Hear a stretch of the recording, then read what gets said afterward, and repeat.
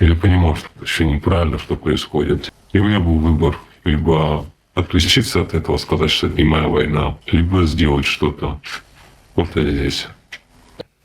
2 выстрела в голову одному, мгновение, 2 выстрела в голову другому.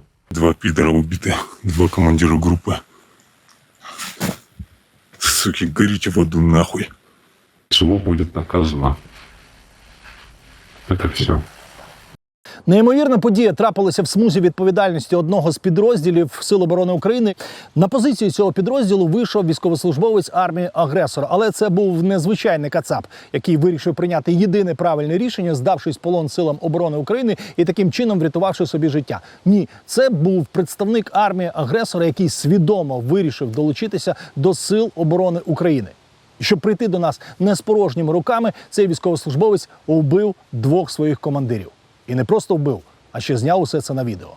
Отже, зараз ми поспілкуємося з цим бійцем, а також покажемо вам кадри, які він зняв. Представтесь, будь ласка.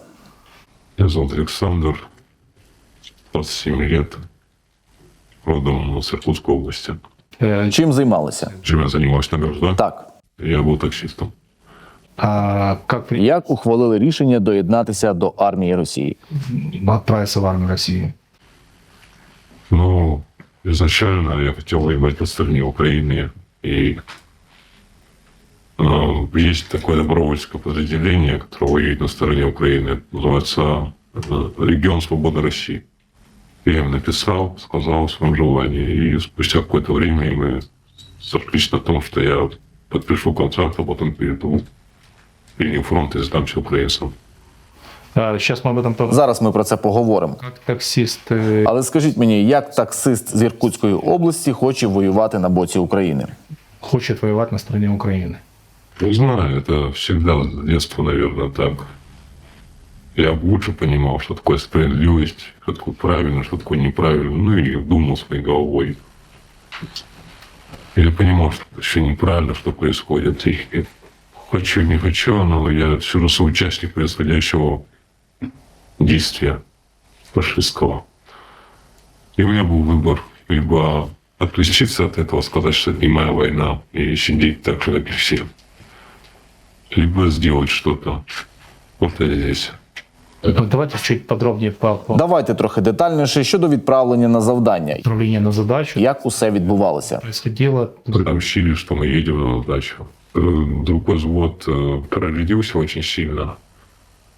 И мы пришли им на подмогу. А що було далі? Мне вот выпала позиция, что я одновременно оказался с 2 офицерами. И я понял, что пора действовать. Это хороший вариант. Я расстрелял аккуратно этих офицеров, как только подобрался нужный момент. Уничтожил их позицию и начал выбираться оттуда. Отвага и честь. 2 пидора убиты, 2 командира группы. Суки, горите в аду нахуй. Дело в том, что я хочу прийти в регион, уже имея какое-то достижение. Так что, наверное, если вкратце, дело в гордыне. Охотничий азарт. Как бы странно это ни звучало по отношению к людям. Впрочем, сами они украинцев людьми не считали, так что насколько они являются людьми, тоже вопрос. Опишите. Опишіть, як це відбувалося. Стрельба. Ну, сам процес ліквідації. 2 выстрела в голову одному, мгновение, 2 выстрела в голову другому. Странное чувство. За мгновение до того, как расстрелять этих козлов, я замешкался на секунду. А потом я вспомнил одного из этих пидоров. Когда я его спросил, каково это убивать человека, он сказал... Не, я спросил его, что ты чувствовал, когда убивал людей. Он сказал, что людей не убивал. Это опытный командир, очень опытный. Вон его мозги размазанные, опытные. Он сказал, я людей не убивал. Я вспомнил его слова. И тогда все сомнения пропали. Сейчас немного волнительно, потому что мне придется через защитное гнездо идти. Вступать в бой как-то не хочется. Я пойду налегке. Взял с собой 4 магазина. Все разгрузил, все лишнее. Так что, парни, увидимся на той стороне. У меня все было четко спланировано. Я выждал именно необходимый момент. Мы же дежурили по 2 часа. Я специально попросился, чтобы оказаться в дежурстве в определенный промежуток времени. То есть, чтобы я смог потом вовремя выйти. Как раз по времени, чтобы все было нормально у меня. Последняя запись на сегодня. Так. Пикфордского шнура у меня нету.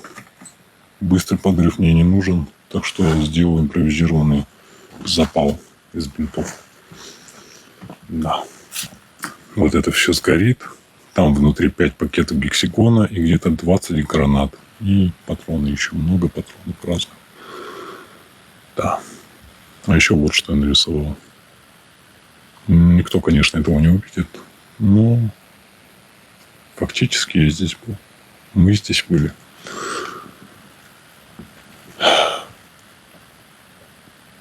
Как вы просто настолько Як ви, до речі, усе так професійно спланували? спланировали с... Интересно, кстати. Мне кажется, в этом во многом сыграла роль то, что я много в компьютерные игры играл. То есть понимание уже есть, как и лучше действовать, как лучше устранять. Ну, не в смысле, как лучше голову разносить людям, а в смысле, как тактически все это работает, стратегически, тактически. В тот же момент, когда я выходил, во многом мне помогло вот мышление, которое я взял из компьютерных игр. Так что все эти дураки, которые говорят о вреде компьютерных игр, могут заткнуться к чертовой матери. Так, я говорю, да, что последняя запись на сегодня. Вообще так планирую изначально. Но не могу не похвастаться. Сейчас покажу. Так, никого нету. Так, видно, не видно. Вон там дым белый. Угадайте, кто это сделал? А? Это я. Да. Подальші ваші дії. Як ви знали, куди йти? Я не знал, куда идти. Як усе відбувалося? Я шел как по какому-то наитию. И в голове было четкое осознание. Украинцы точно где-то на Западе. Я совершенно случайно вышел на их позиции. Я пошел, увидел окопы, понимаю, ага, русские так не копают, слишком уж аккуратный и красивый окоп. И вижу бутылку воды, написано, типа, «Взрослый на Украине». Не знаю, правильно я сказал? Я пошел дальше, вижу блиндаж, слушаю, там внутри генератор, что ли, работает. И кричу внутрь, типа, есть ли тут кто? Говорит, да, есть, и выходит. И спрашивал, ты украинец? Он не понимает. Говорит, в смысле, я украинец? Я говорю, ты русский или украинец? Он говорит, я украинец. Ну, я уже прочитал, у него на кителе написано там «Сбройные войска», да, или как они называются, «Сбройные силы Украины». Я такой оправдывался, прям гора с плеч, думал, все, наконец-то.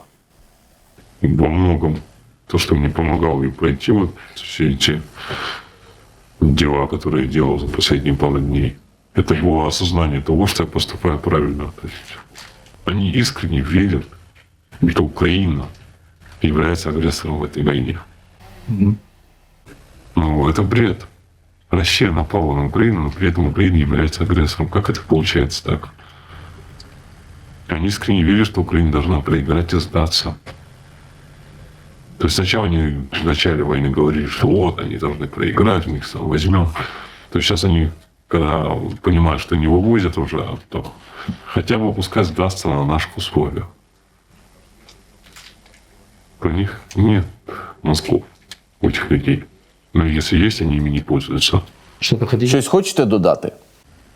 Думаю, я могу добавить, зло будет наказано. Это все.